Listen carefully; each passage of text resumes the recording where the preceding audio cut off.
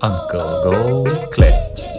I saw a picture recently on Twitter. I think it was Elon that posted it with a completely finished rocket there, and the picture was so beautiful. What I saw on the rocket was NASA and SpaceX. What role does NASA play in all of this? Like, I know that we mentioned in the last episode that the dinner with NASA that our company had, and where the HR person spoke about the mission and how they're recruiting and all of that. And she mentioned that they're actually working together with SpaceX, and that some of their senior engineers went over to SpaceX to kind of teach them how they did the rockets before, and they're sharing technology. They're currently launching cargo, and what else are they doing for NASA? So the picture you refer to was the Crew 1 Dragon that I was talking about a few minutes ago.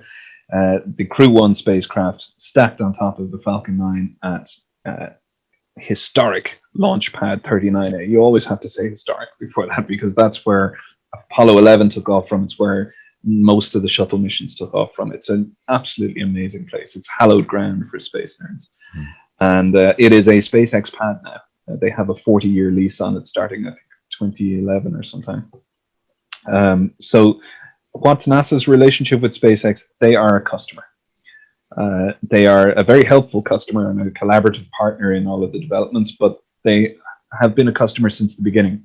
The COTS contract that I mentioned that saved SpaceX and kickstarted the development of Falcon 9, that was a contract for services to be provided. It was a delivery contract of cargo to the space station.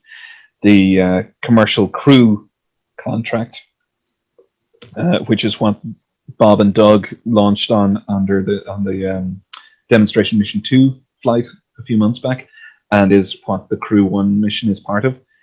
That's another contract for services rendered. It's a taxi agreement, basically. SpaceX designed, developed, and provides a spacecraft capable of flying crew, and NASA pays them for it.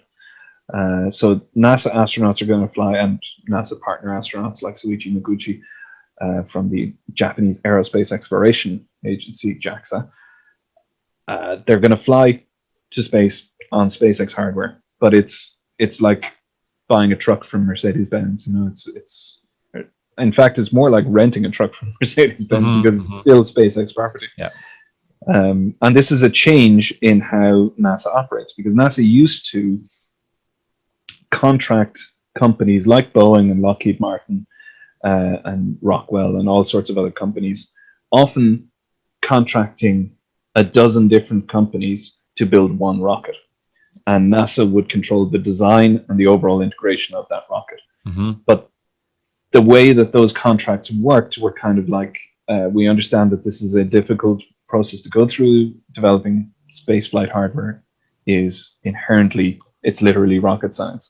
So we understand that there are going to be delays, and whatever operational costs you need to cover, we will cover for you, which is great until you flip that around and realize that it's basically a license to delay, and get paid for it. And so what has crept in, and the reason that Musk faced all these difficulties in getting a rocket in the early days, is a tendency to overquote at the start and then under-deliver and delay and continue to get the cash for it. So some companies are really taking the nick with that. And because of SpaceX's efficiencies, it's kind of woken NASA up to this. And NASA is now contracting in a different way. They're saying, you do all the design work, you do all the integration work, we will certify it, and if we're not happy, we're not going to fly on it. And we'll pay you a fixed price for that. And so it is now encouraging efficiency and just a better overall mindset for the contractors. Hey, thanks for watching this video. If you want to see the full version, go to the Uncle Gold Podcast YouTube channel or watch the next clip.